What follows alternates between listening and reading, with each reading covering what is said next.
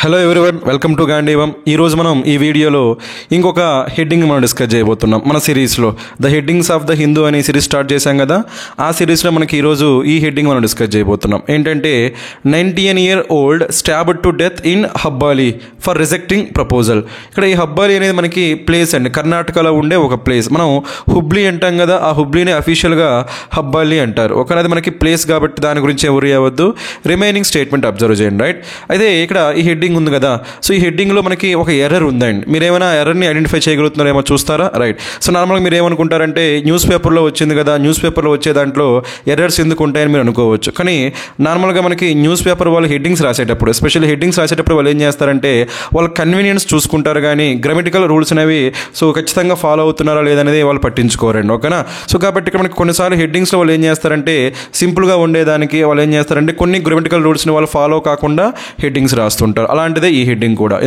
ఇందులో ఒక ఎర్రర్ ఉంది, ఆ ఎర్రర్ని మీరు ఫైండ్ అవుట్ చేయగలుగుతున్నారేమో ఒకసారి చూడండి, ఓకేనా. మనం దాన్ని డిస్కస్ చేద్దాం, రైట్. దాంతోపాటు ఇంకొన్ని గ్రామర్ పాయింట్స్ కూడా మనం డిస్కస్ చేద్దాం, కొన్ని మీనింగ్స్ కూడా మనం డిస్కస్ చేద్దాం మనకి. సో అవి ఇంపార్టెంట్ కాన్సెప్ట్స్ ఉంటాయి, రైట్. సో మరి చాలామంది ఆలోచించుంటారు, వాళ్ళకి ఆల్రెడీ ఎర్రర్ ఏంటో తెలిసిపోయి ఉంటుంది, రైట్. అదేంటో చూద్దాం, చూడండి, right. 19-year-old stabbed to death in Hubballi for rejecting proposal, ఇలా ఉంది కదా. సో ఒకసారి అబ్జర్వ్ చేయండి, ఇదే ఇన్ఫర్మేషన్ మనం ప్యాసేజ్లో చదువుతున్నాం అనుకోండి. ప్యాసేజ్లో చదివినప్పుడు ఏ విధంగా ఉంటుందో చూద్దాం, చూడండి, రైట్. ఇక్కడ మనకి ఏముందో, రైట్.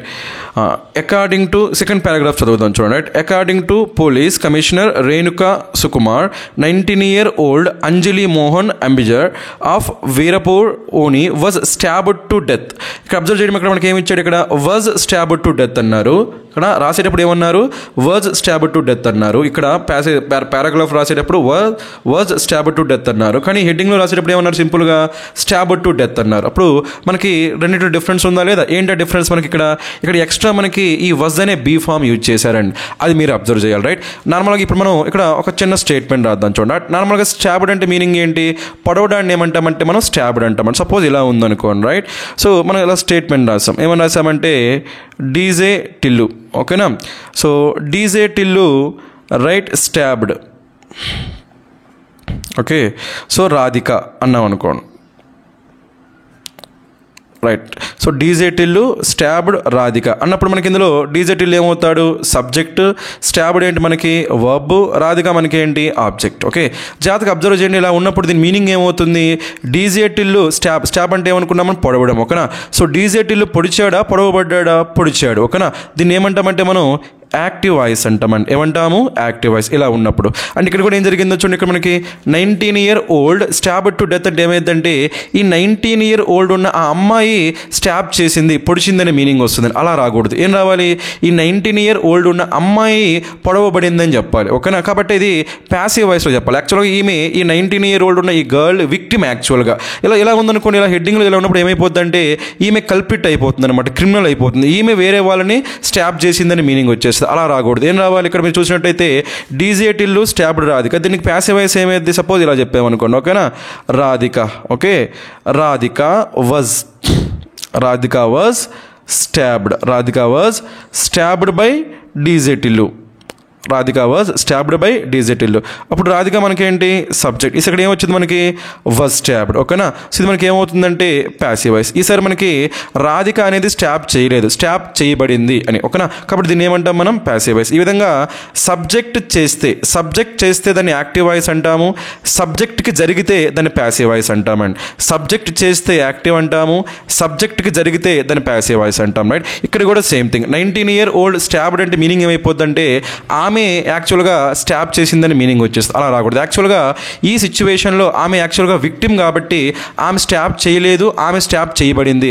ప్యాసివ్ వాయిస్లో చెప్పాలి. ప్యాసివ్ వాయిస్లో చెప్పాలి కాబట్టి ఖచ్చితంగా ఇక్కడ మనకి ఏముండాలంటే వజ్ ఉండాలండి, వజ్ ఉండాలి. అప్పుడు ఏమైందంటే 19-year-old was stabbed to death అని ఉండాలి. కానీ న్యూస్ పేపర్ వాళ్ళు ఏం చేశారు, కన్వీనియన్స్ కోసం ఏం చేశారంటే ఆ వజ్ని తీసేసి డైరెక్ట్గా స్టాబ్డ్ అని రాశారు. మీరు అబ్జర్వ్ చేయండి, ఇక్కడ మరి మామూలుగా అంటే ఇక్కడ హెడ్డింగ్లో అయితే అలా రాశారు, కానీ ఇక్కడ రాసేటప్పుడు మాత్రం ఏం రాశారు, మళ్ళీ ఇక్కడ కూడా ఫస్ట్ పారాగ్రాఫ్ చూడండి మనకి ఏముందో another young girl was stabbed to death. ఇక్కడ కూడా మనకి ఏమొచ్చింది వాజ్ స్టాబ్డ్ టు డెత్. ఇక్కడ కూడా మనకి ఏమొచ్చింది అది మనం అండర్లైన్ కూడా చేయొచ్చు. ఓకేనా, వాజ్ స్టాబ్డ్ టు డెత్. ఇక్కడ కూడా ఏమొచ్చింది వాజ్ స్టాబ్డ్ టు డెత్. రెండింటి మనకి ఏమొచ్చింది వాజ్ స్టాబ్డ్ టు డెత్ వచ్చిందా లేదా?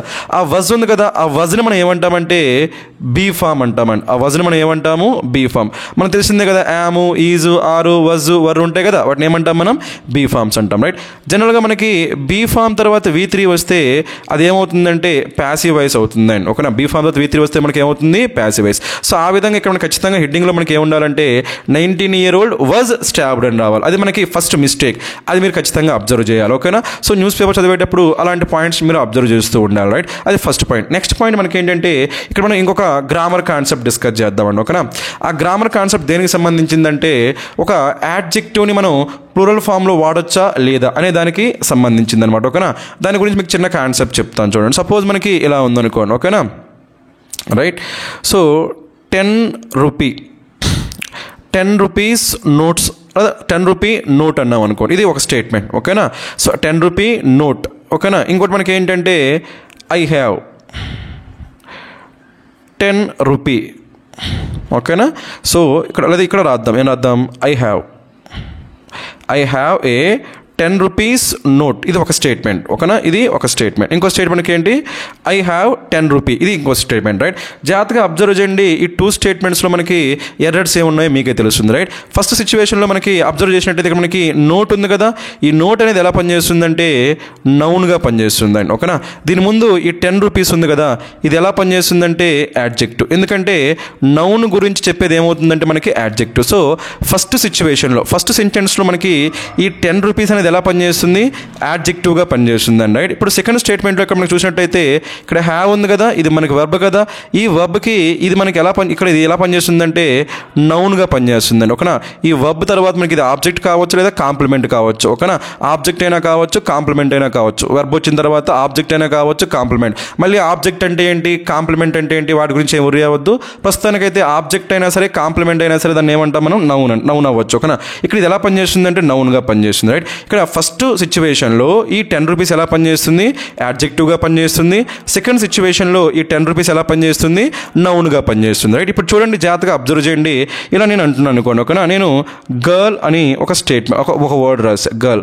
ఇంకోటి ఏం రాశానంటే బ్యూటిఫుల్ అనే వర్డ్ రాసా. రైట్, మీరు అబ్జర్వ్ చేసినట్టయితే పార్ట్స్ ఆఫ్ స్పీచ్ ఇక్కడ గర్ల్ మనకి ఏమవుతుంది నౌన్ అవుతుంది, ఒక అమ్మాయి కాబట్టి, నేమ్ కాబట్టి. ఓకేనా, బ్యూటిఫుల్ ఏమవుతుందంటే ఆమె క్వాలిటీ కాబట్టి ఏమవుతుంది యాడ్జెక్టివ్ అవుతుంది. రైట్, ఇప్పుడు జాగ్రత్తగా అబ్జర్వ్ చేయండి. ఇక్కడ మనకి గర్ల్ అంటున్నాం కదా, ఒక అమ్మాయి ఉంటే మనం ఏమంటాం గర్ల్ అంటాం. మరి మోర్ దెన్ 1 ఉంటే మనం ఏమని చెప్పొచ్చు గర్ల్స్ అని చెప్పొచ్చు అండి. ఏమని చెప్పొచ్చు గర్ల్స్ అని చెప్పొచ్చు. ఓకే, మరి ఇక్కడ బ్యూటిఫుల్ అంటున్నాం అనుకోండి, ఒక్క అమ్మాయి గురించి చెప్పేటప్పుడు బ్యూటిఫుల్ అనొచ్చు. మరి మోర్ దెన్ 1 ఉన్నప్పుడు మనం బ్యూటిఫుల్స్ అని చెప్పొచ్చా? ఒకసారి ఆలోచించండి, మీరే ఆలోచించండి. బ్యూటిఫుల్స్ అనొచ్చా? అనలేమండి. ఓన్లీ అంటే నౌన్కి మాత్రం ఏం యాడ్ చేయొచ్చు ఎస్ యాడ్ చేయొచ్చు. నౌన్కి మాత్రం ఏం యాడ్ చేయొచ్చు ఎస్ యాడ్ చేయొచ్చు. కానీ వెర్బ్కి కానీ యాడ్జెక్టివ్ మనం ఏం యాడ్ చేయకూడదు అంటే ఎస్ యాడ్ చేయకూడదు. ఈ విషయం మీరు నేర్చుకోవాలి. ఓకేనా, ఎప్పుడైనా సరే మనం నౌన్కి మాత్రమే ఏం యాడ్ చేయొచ్చు ఎస్ యాడ్ చేయొచ్చు, నౌన్కి మాత్రం ఎస్ యాడ్ చేయొచ్చు. కాబట్టి ఇక్కడ ఏం చేయొచ్చు అంటే ఐ హ్యావ్ 10 రూపీస్. ఎందుకంటే ఇది మనకి నౌన్ కాబట్టి ఈ నౌన్కి రూపీ ఇక్కడ మనకి 10 అంటున్నా కదా, 1 రూపీ అనొచ్చు. కానీ 2 అనేది మనకి పురలు కదా కాబట్టి ఏమన్నా 2 రూపీస్, 3 రూపీస్. 10 అనేది కూడా మనకి పురలు కాబట్టి 10 రూపీ ఉండదు, ఏముంటుంది 10 రూపీస్. ఎందుకంటే ఈ రూపీ అనేది ఎలా పనిచేస్తుంది నౌన్ పురలు అయితే దానికి ఏముండాలి ఎస్ ఉండాలి. కానీ ఇక్కడ ఫస్ట్ సిచ్యువేషన్లో చూడండి, ఇక్కడ ఏమంటున్నాము 10 రూపీస్ అనేది ఎలా పనిచేస్తుంది యాడ్జెక్టివ్. ఇక్కడ 10 కావచ్చు, 100 కావచ్చు, 20 కావచ్చు, 1000 కావచ్చు, ఎంత అన్నా కానీ ఇది మనకి ఏమవుతుంది యాడ్జెక్టివ్ మనం ఏం చేయకూడదు, మనం పురల్ ఫామ్లో వాడకూడదు అంటే ఎస్ యాడ్ చేయకూడదు. కాబట్టి ఇక్కడ ఈ 10 రూపీస్కి మనం ఏం యాడ్ చేయకూడదు అంటే ఎస్ యాడ్ చేయకూడదు అండి. అంటే 10 రూపీ నోట్ అని చెప్పాలి కానీ 10 రూపీస్ నోట్ అని చెప్పకూడదు. సో ఈ విధంగా మనకి ఎప్పుడైనా సరే ఒక నౌన్ని, ఇది యాక్చువల్గా నౌనే, రూపీ నౌనే, కానీ ఇక్కడ ఎలా వాడుతున్నాం దాన్ని యాడ్జెక్టివ్. అలా ఎప్పుడైనా సరే మనం ఒక నౌన్ని యాడ్జెక్టివ్గా వాడినప్పుడు దానికి మనం ఏం వాడకూడదంటే ఎస్ కానీ ఈఎస్ కానీ ఐఎస్ వాడకూడదండి. ఈ కాన్సెప్ట్ నేర్చుకోండి. ఇక్కడ కూడా మనం అదే కాన్సెప్ట్ యూజ్ చేశారు. ఇక్కడ ఏమన్నారు చూడండి, ఇక్కడ మనకి 19 అనేది యాక్చువల్గా మనకి మనకి ఏంటి ప్లూరలే. 1, 2, 3లో నెంబర్స్ ఉన్నాయి కదా, 1 అనేది సింగులర్ కావచ్చు, కానీ 2 నుంచి అన్ని కూడా ఏమైతే మనకి ప్లూరల్ అయితే, రైట్. సో ఇక్కడ మనకి 19 కూడా ఏమవుతుంది మనకి ప్లూరల్. మరి ప్లూరల్ అయితే ఇక్కడ ఏం రావాలి, 19 ఇయర్స్ రావాలి కదా, 19 ఇయర్స్ రావాలి కదా, కానీ ఏమొచ్చింది 19 ఇయర్ వచ్చింది. ఎందుకంటే ఇది 19 ఇయర్ ఓల్డ్ గర్ల్. మీరు ఇక్కడ స్టేట్మెంట్లో అబ్జర్వ్ చేసినప్పుడు ఇక్కడ చూడండి మనకి ఏముందో ఈ పారాగ్రాఫ్ వాడు ఏమిచ్చాడంటే 19 ఇయర్ ఓల్డ్ అంజలి అన్నారు. అర్థమైందా? అంటే అంజలి మోహన్ మనకి ఏమవుతుంది నౌన్, అంజలి మనకి ఏమవుతుంది నౌన్. ఆ నౌన్కి ఈ 19 ఇయర్ ఎలా పనిచేస్తుంది, 19 ఇయర్ ఓల్డ్ అనేది యాడ్జెక్టివ్గా పనిచేస్తుంది. అది యాడ్జెక్టివ్ కాబట్టి ఆ 19కి ఏమనలేదు వాడు, ఇయర్స్ అనలేదు, ఏమన్నాడు ఇయర్. సో ఈ విధంగా ఎప్పుడైనా సరే మామూలుగా ఇయర్ అనేది నౌనే కదా, నౌన్ని మనం యాడ్జెక్టివ్గా వాడినప్పుడు దానికి ఏముండకూడదు, మనకి ఎస్ ఉండకూడదు. అది మీరు అబ్జర్వ్ చేయాలి. అందుకని ఇక్కడ ఏం లేదంటే 19 ఇయర్స్ లేదు. అలా కాకుండా హెర్ ఏజ్ అన్నాం అనుకో, సపోజ్ ఇలా అంటున్నాం, ఇక్కడ స్టేట్మెంట్ రాస్తున్నాం చూడండి, రైట్. ఇలా ఉందనుకో, హెర్ ఏజ్ ఈజ్ 19 ఇయర్ ఇలా అనొచ్చా, హెర్ ఏజ్ ఈజ్ 19 ఇయర్ అనొచ్చా, అనకూడదు. ఎందుకంటే ఈసారి ఈ 19 ఇయర్ ఎలా పనిచేస్తుంది, నౌన్గా పనిచేస్తుంది. కాబట్టి ఈసారి ఖచ్చితంగా ఏమనాలి, హెర్ ఏజ్ ఈజ్ 19 ఇయర్స్. అలా కాకుండా ఇలా అన్నాం ఓకేనా, she is 19 years old girl. ఓకేనా, 19 ఇయర్స్ ఓల్డ్ గర్ల్ అన్నప్పుడు ఈసారి మన గర్ల్ మనకేంటి నౌన్. అప్పుడు మనకి ఈ 19 ఇయర్స్ ఓల్డ్ మనకి ఏమవుతుంది యాడ్జెక్టివ్, అప్పుడు మనకి ఇక్కడ ఏముండకూడదు అంటే ఎస్ ఉండకూడదు. సో ఈ విధంగా నౌన్ అయితే ఎస్ ఉండొచ్చు, యాడ్జెక్టివ్ అయితే ఎస్ ఉండకూడదు. ఇది మనకి చాలా ఇంపార్టెంట్ కాన్సెప్ట్ మనకి. సో మనకి ఎగ్జామినేషన్స్లో ప్రీవియస్ ఇయర్ ఎగ్జామ్స్లో మనకి చాలాసార్లు వచ్చిన క్వశ్చన్ కాబట్టి ఖచ్చితంగా మీరు దాన్ని అబ్జర్వ్ చేయాలి, రైట్. ఇప్పుడు మనం నెక్స్ట్ పాయింట్ చూద్దాం. సో మొత్తానికి అయితే ఇక్కడ మనం 2 పాయింట్స్ నేర్చుకున్నాం. ఒకటి ఏంటి, ఈ హెడ్డింగ్ అనేది మనకి ప్యాసివ్ వాయిస్లో ఉండాలనే విషయం. ఇంకోటి మనకి ఏంటి, ఇక్కడ 19 ఇయర్ ఓల్డ్ అని ఉండాలి కానీ 19 ఇయర్స్ ఓల్డ్ ఉండకూడదు. అది ఇంకోటి నేర్చుకున్నాం, రైట్. నెక్స్ట్ మనకి ఏంటంటే ఇక్కడ మనకి, సో ఇక్కడ అబ్జర్వ్ చేయండి, ఇక్కడ మనకి ఏముంది ఫర్ ఉంది కదా, మనకి ఆ విధంగా ఫర్ కానీ ఆన్ కానీ ఎట్ కానీ ఇన్ కానీ ఓకేనా, సో ఫ్రమ్ కానీ ఇలాంటి వాటిని మనం ఏమంటామంటే ప్రిపోజిషన్స్ అంటామని. చెప్పండి ఏమంటాము, ప్రిపోజిషన్ అంటాం, రైట్. ఈ ప్రిపోజిషన్తో మనకి ఒక చిన్న కాన్సెప్ట్ నేర్చుకుందాం, రైట్. ప్రిపోజిషన్ తర్వాత మీకు ఎప్పుడైనా సరే వెర్బ్ వచ్చింది అనుకోండి, ఓకేనా. ప్రిపోజిషన్ తర్వాత వెర్బ్ వస్తే ఆ వెర్బ్ ఎప్పుడు కూడా మనకి V1 ఉండాలా, V2 ఉండాలా, V3 ఉండాలా, V4 అని సిచ్యువేషన్ వచ్చినప్పుడు ఖచ్చితంగా అది ఎందులో ఉండాలంటే V4లో ఉండాలి. ఈ రోజు నుంచి మీకు ఆల్రెడీ తెలిస్తే ఓకే, తెలియని వాళ్ళు ఎవరైనా ఉంటే ఖచ్చితంగా ఇది నేర్చుకోవాలి, ఓకేనా. ఎప్పుడైనా సరే మనకి ప్రిపోజిషన్ వచ్చినప్పుడు ఖచ్చితంగా మనకి ఏం రావాలి, V4. సపోజ్ ఇలా అంటున్నాం అనుకోండి, రైట్. షీ ఈజ్ అఫ్రైడ్ లేదా స్కేర్డ్ అన్నాం అనుకోండి, ఓకేనా. అఫ్రైడ్ ఆఫ్ అని వచ్చి తర్వాత ఇక్కడ సింగ్ వచ్చింది అనుకోండి. ఇందులో ఆఫ్ అనేది మనకేంటి ప్రిపోజిషన్, కాబట్టి ఇక్కడ సింగ్ రాకూడదు. ఖచ్చితంగా ఏం రావాలంటే she is afraid of singing అనే రావాలి. ఎందుకంటే మనకి ప్రిపోజిషన్ తర్వాత జనరల్గా ప్రిపోజిషన్ తర్వాత మనం ఏం వాడతామంటే నౌన్ వాడతామండి, ఓకేనా. సో మనకి ఒక నౌన్ని మనం వెర్బ్గా వాడాలంటే అది ఏ ఫామ్లో ఉండాలంటే V4. ఈ ఫామ్ని మనం ఏమంటామంటే జెరండ్ ఫామ్ అంటాం. ఏమంటాము, జెరండ్ ఫామ్. అందుకని సో ఈ విధంగా మనకి ప్రిపోజిషన్ తర్వాత నౌన్ రావాలి. ఆ నౌన్ ప్లేస్లో ఒకవేళ వెర్బ్ వచ్చినప్పుడు ఆ నౌన్ అనేది వెర్బ్గా, అసలు అయితే ఆ వెర్బ్ అనేది నౌన్గా పనిచేసినప్పుడు ఎందులో ఉండాలి, మనకి V4లో ఉండాలి, జెరండ్ ఫామ్లో ఉండాలి. అందుకని ప్రిపోజిషన్ తర్వాత ఆల్వేస్ మనకి ఏమి ఉండాలంటే V4 ఉండాలి. ఇక్కడ చూడ మనకి ఏముందో ఫర్ వచ్చింది కదా, ఫర్ మనకేంటి ప్రిపోజిషన్. ఆ తర్వాత మనకి ఏమొచ్చింది రిజెక్టింగ్. ఆ రిజెక్టింగ్ మనకి ఏమవుతుంది V4. ఎలా చెప్పొచ్చు సార్ V4 అంటే, ఇప్పుడు కూడా మనకి ING ఫామ్ ఉన్నది, మనకి ఏమవుతుందంటే V4 అవుతుంది. సో ఈ విధంగా మనకి ఫర్ అనేది ప్రిపోజిషన్, రిజెక్టింగ్ మనకి ఏమవుతుంది V4. అది మీరు అబ్జర్వ్ చేయాలి. అది కూడా మనకి చాలా important grammar concept, right. Next point మనకి ఏంటి, ఇక్కడ మనకి ఏమొచ్చిందో చూడండి, ప్రపోజల్. దీని గురించి మాట్లాడుతుంది. ఇక్కడ మనకు చిన్న సఫిక్స్ కాన్సెప్ట్ నేర్చుకుందాం, ఓకేనా. ఆ సఫిక్స్ కాన్సెప్ట్ ఏంటంటే మనకి నార్మల్గా నేను కొన్ని వర్డ్స్ రాస్తాను చూడండి, జాగ్రత్తగా అబ్జర్వ్ చేయండి, రైట్. అవి ఏంటంటే సపోజ్ ఇక్కడ మనకి లోకల్ అన్నాం అనుకోండి, లోకల్. అదేవిధంగా మనకి నేషనల్ అన్నాం అనుకోండి, నేషనల్, లేదా రీజనల్, లేదా ఫార్మల్, ఇలా చాలా వర్డ్స్ ఉంటాయండి, ఓకేనా. సో లోకల్, నేషనల్, ఫార్మల్ ఇవన్నీ కూడా మీరు అబ్జర్వ్ చేయండి. ఈ వర్డ్స్ అన్నింటిలో కామన్గా చివరి ఏమొచ్చింది ఏఎల్. అంటే ఇలా మనకి ఏఎల్తో ఎండ్ అయ్యే మనకి వీటిని ఎస్టర్డే మీరు వీడియో చూస్తుంటే మీకు అర్థమవుతుంది, రైట్. ఈ కాన్సెప్ట్ ఏమంటే మనం సఫిక్స్ కాన్సెప్ట్ అంటామండి. ఏమంటాం మనం, సఫిక్స్ కాన్సెప్ట్ అంటాం, రైట్. ఇప్పుడు చూడండి లోకల్ అన్నాక మనం ఏం చెప్పొచ్చు అంటే లోకల్ లీడర్ అని చెప్పొచ్చు అండి, లోకల్ లీడర్. నేషనల్ టెలివిజన్ అని చెప్పొచ్చు, ఓకేనా. ఫార్మల్ డ్రెస్ అని చెప్పొచ్చు. మీరు అబ్జర్వ్ చేయండి, ఇక్కడ మనకి లీడర్ కావచ్చు, టీవీ కావచ్చు, డ్రెస్ కావచ్చు, ఇవన్నీ మనకి ఏంటి నౌన్స్ అవుతాయండి, ఓకే. ఇవన్నీ మనకి ఏమైతే నౌన్స్. మరి ఇవి నౌన్స్ అయినప్పుడు వీటి ముందుండే ఇవేమైతే మనకి యాడ్జెక్టివ్స్ అయితే, ఎందుకంటే నౌన్స్ గురించి చెప్తున్నాయి తెలుసా, నౌన్స్ గురించి చెప్తున్నాయి కదా. చెప్పండి, ఎలాంటి లీడర్, లోకల్ లీడర్. ఎలాంటి టీవీ, నేషనల్ టీవీ. ఎలాంటి డ్రెస్, ఫార్మల్ డ్రెస్. అంటే ఇవన్నీ నౌన్స్ గురించి చెప్తున్నాయా లేదా. అలా నౌన్స్ గురించి చెప్తే మనకి ఏమైతాయి అంటే అవి యాడ్జెక్టివ్స్ అయితే. సో దీన్ని బట్టి మీకు ఏమర్థమైంది, నార్మల్గా మనకి ఇలా ఏఎల్తో ఎండ్ అయ్యేవి మనకి ఏమవచ్చు, యాడ్జెక్టివ్స్ అవ్వచ్చు, ఏమవచ్చు, యాడ్జెక్టివ్స్ అవ్వచ్చు. అయితే ఇక్కడ ఒక చిన్న కాన్సెప్ట్ ఉంది, అది మనకి ఏంటంటే సపోజ్ మనం ఇలా అంటున్నాం అనుకోండి, ఓకేనా, సర్వైవల్, ఓకేనా, రివైవల్, ఇవి కూడా దేంతో ఎండ్ అవుతున్నాయి, ఏఎల్తో ఎండ్ అవుతున్నాయి, రైట్. అలా అని ఇవి మనకి యాడ్జెక్టివ్స్ అవుతాయా, కావండి. ఇవేమైతే అంటే మనకి నౌన్స్ అయితే. అంటే దీనికి ఏమున్నట్టు, ఈ రూల్కి ఎక్సెప్షన్స్ ఉన్నట్టు, రైట్. నార్మల్గా ఏఎల్తో ఎండ్ అయ్యే వర్డ్స్ ఏమవుతాయి, యాడ్జెక్టివ్స్ అవుతాయి. కానీ ఇక్కడ మనకి కొన్ని వర్డ్స్ మాత్రం ఏమైతే, నౌన్స్ అయితే. అలాంటి ఒక వర్డ్ మనకి ఇక్కడ ఏమిచ్చారంటే ప్రపోజల్, ఏమిచ్చారు, ప్రపోజల్. ఇక్కడ సఫిక్స్ ఏముంది, ఏఎల్ ఉంది. నార్మల్గా ఏఎల్ ఉంటే మనం ఏమనుకుంటాం, యాడ్జెక్టివ్ అనుకుంటాం. కానీ ఇదేం కాదు, యాడ్జెక్టివ్ కాదు, ఇది మనకేంటి, నౌన్. ఇక్కడ ప్రపోజల్ మనకేంటి, నౌన్, ఓకేనా. సో మీకు డౌట్ వచ్చింది అనుకోండి, ఏం చేయొచ్చు, ఇలా చేయొచ్చు. లోకల్ అన్నాక మనం ఏం చెప్పొచ్చు, లీడర్. అలా మనకి ప్రపోజల్ తర్వాత ఏదైనా నౌన్ వాడొచ్చా, మనం వాడలేమండి, ఓకేనా. ఇక్కడ ఉన్న ఈ వర్డ్స్ మనం ఏం వాడొచ్చు, నౌన్స్ వాడొచ్చు. అంటే నౌన్స్తో వాడుతున్నాం కాబట్టి అవి ఏమవుతున్నాయి, మనకి యాడ్జెక్టివ్స్ అవుతున్నాయి. కానీ ప్రపోజల్తో మనం ఏం చేయలేము మనం.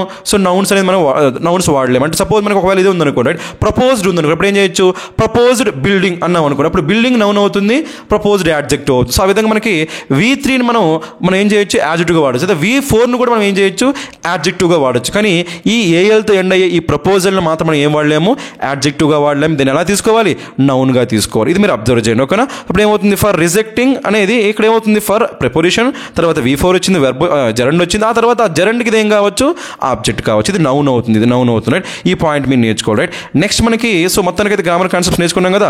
లాస్ట్ మనం ఏం చేద్దామంటే ఇక్కడ లాస్ట్ కాన్సెప్ట్ కావచ్చు, లేదా ఇంకా కొన్ని కాన్సెప్ట్స్ ఏమైనా ఉంటే మనం డిస్కస్ చేద్దాం, రైట్. ఇక్కడ మనకి చూడండి, ఇక్కడ మనకి ఒక చిన్న కాన్సెప్ట్ చెప్తున్నా, అది మనకి ఏంటంటే కలకేషన్స్ అంటారండి. ఆ కాన్సెప్ట్ పేరేంటి మనకంటే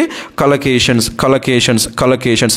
ఇది మనకి నార్మల్గా ఫిల్ ఇన్ ద బ్లాంక్స్ అంటాం కదా, ఫిల్లర్స్ చేసేటప్పుడు, అదేవిధంగా క్లోజ్ టెస్ట్ అంటాం కదా, క్లోజ్ టెస్ట్ చేసేటప్పుడు, అదేవిధంగా మనకి బ్యాంకింగ్ వాళ్ళు ఎవరైనా ప్రిపేర్ అయ్యే వాళ్ళు ఉంటే బ్యాంకింగ్లో మనకి మ్యాచ్ ద కాలం అంటాం, లేదా కాలం మ్యాచింగ్ అంటామండి. సో ఈ విధంగా ఫిల్లర్స్ క్వశ్చన్ చేసేటప్పుడు, క్లోజ్ టెస్ట్ క్వశ్చన్ చేసేటప్పుడు, బ్యాంకింగ్ వాళ్ళు అయితే కాలం మ్యాచింగ్ క్వశ్చన్ చేసేటప్పుడు మనకి కలకేషన్స్ అనేవి చాలా క్రూషియల్, చాలా ఇంపార్టెంట్, రైట్. సో ఇక్కడ అబ్జర్వ్ చేయండి, కలకేషన్లో మనకి ఏముందో, లొకేట్, ఓకేనా. లొకేట్ అంటే ఏంటి, ప్లేస్. లొకేట్ అంటే మనకి ఏంటి, ప్లేస్. కో అంటే వితౌట్ విత్, లేదా టుగెదర్ అని చెప్పొచ్చు. ప్లేస్ టుగెదర్ అంటే మనం ఏం చేస్తామంటే కొన్ని వర్డ్స్ మనం ఎప్పుడు కూడా సో ఒకదాని తర్వాత లేదంటే ఒక దగ్గర మనం ప్లేస్ చేస్తాం అనమాట, ఓకేనా. అవి ఎప్పుడు వచ్చినా కానీ ఒక గుంపుగా వస్తాయి, కలెక్టివ్గా వస్తాయి. అలాంటి కలెక్టివ్గా వచ్చే వర్డ్స్ని మనం ఏమంటామంటే కలకేషన్స్ అంటామండి, ఓకేనా. కలెక్టివ్గా వచ్చే వర్డ్స్ని మనం ఏమంటాము, కలకేషన్స్ అంటాం. అంటే ఎప్పుడు కూడా అవి దే ఆల్వేస్ బీ టుగెదర్, అంటే అవన్నీ ఇప్పుడు కూడా కలిసి వస్తాయి అనమాట. అలా కలిసి వచ్చే వర్డ్స్ని ఏమంటాం మనం, కలకేషన్స్ అంటాం, రైట్. అలాంటిది ఇక్కడ ఒకటి వచ్చింది, ఏంటది, స్టాబ్డ్ టు డెత్ వచ్చిందండి. ఏమొచ్చింది, స్టాబ్డ్ టు డెత్. అంటే మీకు ఎగ్జామినేషన్ ఏం చేస్తారంటే వాడు ఇక్కడ స్టాబ్డ్ దగ్గర అండర్లైన్ అదే బ్లాంక్ పెట్టి తర్వాత టు డెత్ అంటాడు. ఆ బ్లాంక్లో మనకి ఏం రావాలి, ఆప్షన్లో ఏమి ఇస్తాడు వాడు, స్టాబ్ అంటాడు, స్టాబ్స్ అంటాడు, స్టాబింగ్ అంటాడు, స్టాబ్డ్ అంటాడు. సో అందులో మీరు ఏం తీసుకోవాలి, స్టాబ్డ్ తీసుకో. ఆ విధంగా ఉంటాయి అనమాట, ఓకేనా. సో మనకి ఈ విధంగా ఉండే వాటిని ఏమంటాం మనం, కలకేషన్స్ అంటాం. అలాంటి కొన్ని కలకేషన్స్ ఇక్కడ నేను రాశాను, మీరు అబ్జర్వ్ చేయండి, ఓకేనా. సో స్టాబ్డ్ అంటే ఏం చెప్పుకున్నాం మనం, పొడవడం అనుకున్నాం కదా. అలా ఎవరినైనా సరే మనం పొడిచి చంపేస్తే దాన్ని ఏమంటామంటే స్టాబ్డ్ టు డెత్ అంటాం. అలాంటివి ఇంకొన్ని ఉన్నాయి చూడండి, ఇవన్నీ కూడా మనకి దేంతో కామన్గా ఉన్నవి, టు డెత్. మీరు ఒక్కసారి నేర్చుకున్నా కానీ ఖచ్చితంగా మీకు గుర్తుంటాయండి, ఓకేనా. అన్నింటిలో కామన్గా ఏముంది, టు డెత్. ఇప్పుడు చూడండి ఇక్కడ ఏందో first one, hang to death ఉంది కదా. అంటే ఏంటి, ఎవరినైనా సరే మనం ఉరి తీసి చంపేసాం అనుకోండి, ఓకేనా, అప్పుడు దాన్ని ఏమంటాం, హ్యాంగ్ టు డెత్ అంటాం, ఉరివేసి, ఓకేనా. బీటెన్ టు డెత్ అంటే కొట్టి చంపేస్తే దాన్ని ఏమంటామంటే బీటెన్ టు డెత్ అంటాం, కొట్టి చంపేస్తే, ఓకేనా. డ్రౌండ్ అంటే మీనింగ్ మనకేంటి, మునిగిపోవడం. ఎవరైనా సరే నీటిలో మునిగి చనిపోయారు అనుకోండి, దాన్ని ఏమంటామంటే డ్రౌన్ టు డెత్ అంటాం, నీటిలో మునిగి చనిపోతే. టార్చర్ టు డెత్ అన్నా, చార్ట్ టు డెత్ అన్నా, బర్న్ టు డెత్ అంటే మీనింగ్ మనకి ఏంటి, కాలి చనిపోవడం అన్నట్టు, ఓకేనా. ఎవరికైనా సరే నిప్పు పెట్టామనుకోండి, అంటే తగలబెట్టేయడం, ఓకేనా. మనుషుల్ని తగలబెట్టి చంపేసామనుకోండి, వాళ్ళు ఏమంటామంటే టార్చర్ టు డెత్ అంటామని, తగలబెట్టి చంపేస్తే.